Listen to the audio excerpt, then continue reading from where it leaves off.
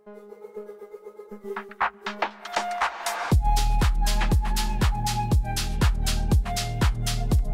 Everyone, welcome to our channel info circuit. সবাইকে আমাদের চ্যানেলে স্বাগত জানাচ্ছি। আজকে আমরা ব্যাংকিং প্রফেশনাল এক্সাম সিরিজের আরও একটি ম্যাথ সলিউশন নিয়ে আপনাদের কাছে এসেছি।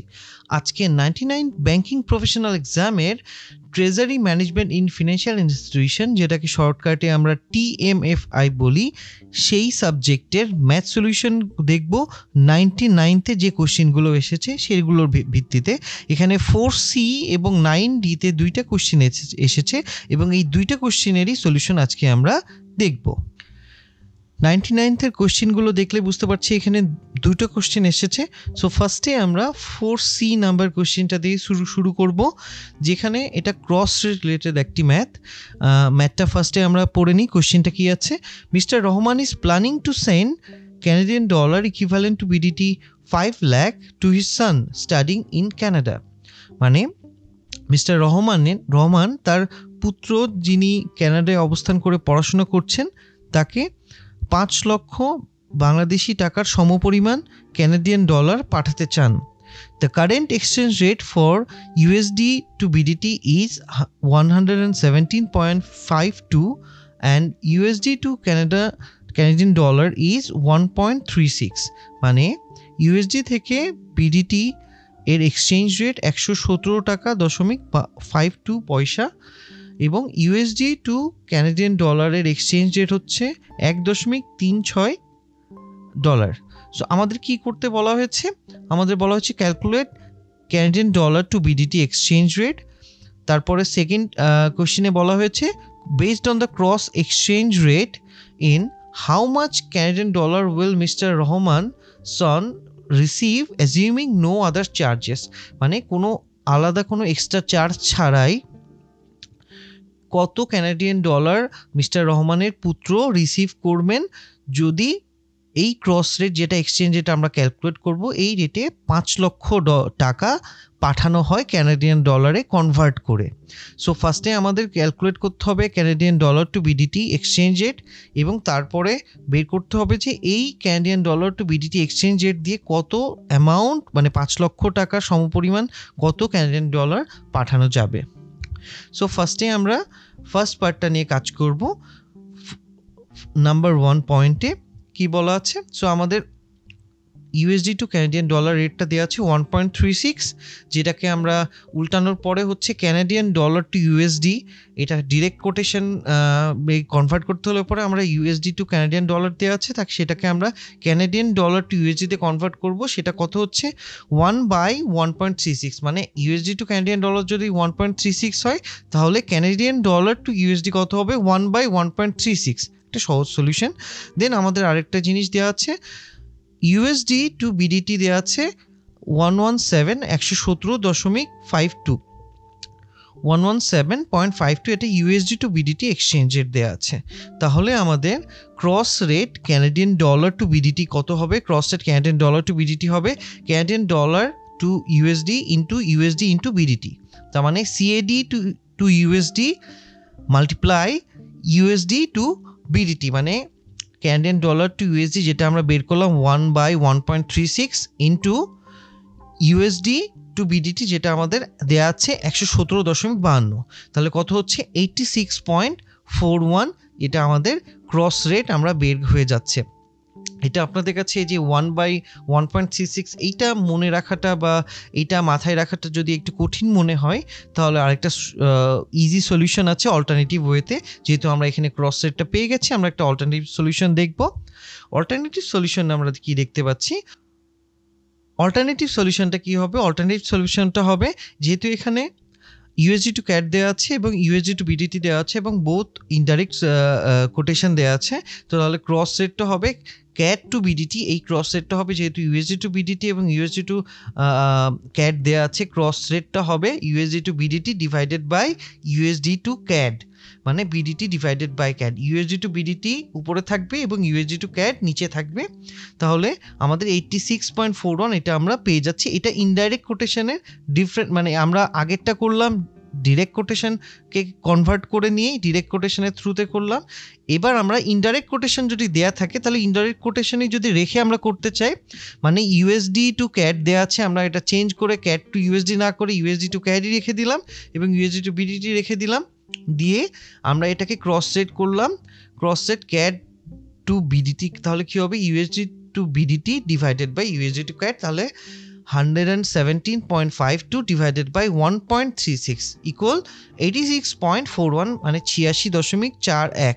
এটা আমাদের ক্রস সেট পেয়ে যাচ্ছি ক্যানাডিয়ান ডলার টু বিডিটি, মানে 1 ক্যানাডিয়ান ডলার সমান 86.41 বাংলাদেশি টাকা। সো ফার্স্ট কোশ্চেনের সলিউশনটা আমরা পেয়ে যাচ্ছি, মানে ফার্স্টের 1 নাম্বার 1-এর সলিউশনটা পেয়ে যাচ্ছি। এবার আমরা 2তে আছি। 2তে কি বলা আছে, based on cross exchange rate, এই এক্সচেঞ্জ রেটের ভিত্তিতে কত অ্যামাউন্ট তা মিস্টার রহমানের পুত্র পাবেন।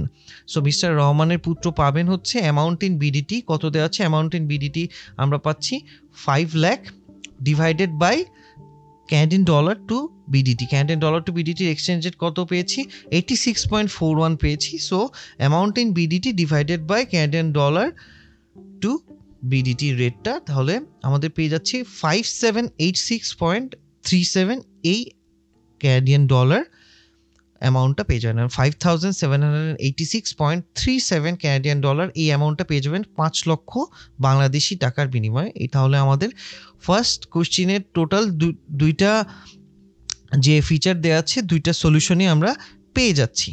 সো নেক্সট কোশ্চিনের দিকে আমরা যাই। নেক্সট কোশ্চিনে কি বলা আছে, নেক্সট কোশ্চিনে কোশ্চিন 9D, এখানে বলা আছে suppose you have a bond with face value of BDT 1000, আপনার কাছে একটি বন্ড আছে যেটার ফেস ভ্যালু 1000 টাকা, অ্যান্ড অ্যানুয়াল কুপন রেট হচ্ছে 12%।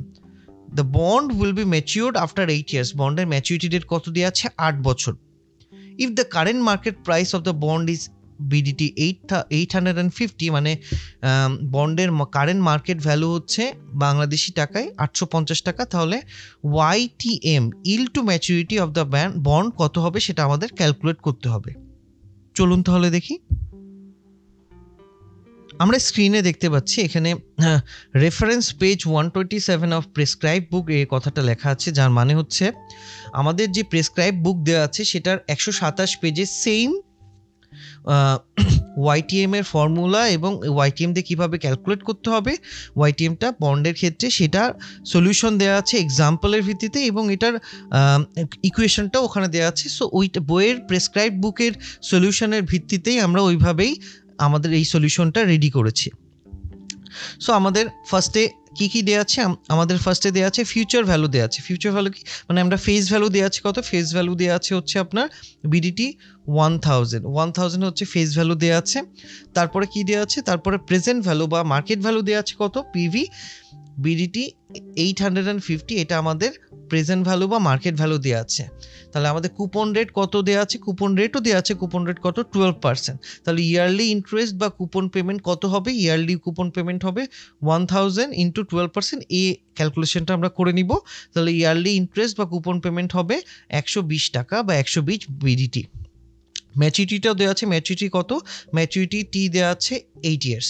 সো আমরা এখানে যেটা করব সেটা আমাদের উই নো বা আমরা জানি YTM ইকুয়াল টু সি বা coupon payment plus future value বা ফেস ভ্যালু মাইনাস পিভি যেটা হচ্ছে আমাদের market value divided by T, মানে ইয়ার্স বা ম্যাচুরিটির সময়টা, টোটাল অংশটুকু ডিভাইডেড বাই এফভি মানে face value plus present value divided by 2, এটা হচ্ছে আমাদের YTM এর সূত্র এবং এটা পার্সেন্টেজে আসে।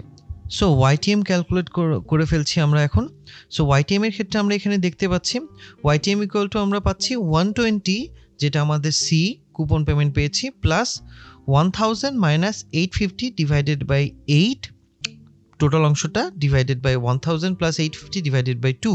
সো সূত্র অনুযায়ী আমাদের সবগুলো অ্যামাউন্ট আমরা বসিয়ে নিলাম, দেন ইকুয়াল টু আমরা ক্যালকুলেট করব 120 প্লাস এই অ্যামাউন্টটা আমরা স্ক্রিনে দেখতে পাচ্ছি ক্যালকুলেশনটা 1000 মাইনাস 850 ডিভাইডেড বাই 8, সেটা থেকে আমরা পালাম 18.75 এবং নিচে divided by 1000 plus 850 divided by 2, তাহলে আমরা পেলাম 925. সো টোটাল মিলে কত দাঁড়াচ্ছে 120 plus 18.75 equal to 138.75 divided by 925 equal to 15%. So আমাদের YTM ইকুয়াল টু 15%, এটা আমরা পেয়ে গেলাম। সো আমাদের অ্যান্সারটাও পেয়ে যাচ্ছি। কোয়েশ্চেন নাম্বার 9D এর yield to maturity of the bond সেটা হচ্ছে 15%। আশা করি আমাদের ক্যালকুলেশন অ্যান্ড এক্সপ্লেনেশন প্রসেস ভালো লেগেছে আপনাদের কাছে। ভালো লেগে থাকলে অবশ্যই ভিডিওটি লাইক করুন এন্ড আমাদের চ্যানেলটি সাবস্ক্রাইব করে আমাদের সাথেই থাকুন। আসছি নতুন ম্যাথ সলিউশন নিয়ে আপনার কাছে আগামী কন্টেন্টে, সেটার জন্য আমাদের চ্যানেলের সাথে থাকুন, সাবস্ক্রাইব করে আমাদের সাথেই থাকুন। ধন্যবাদ সবাইকে।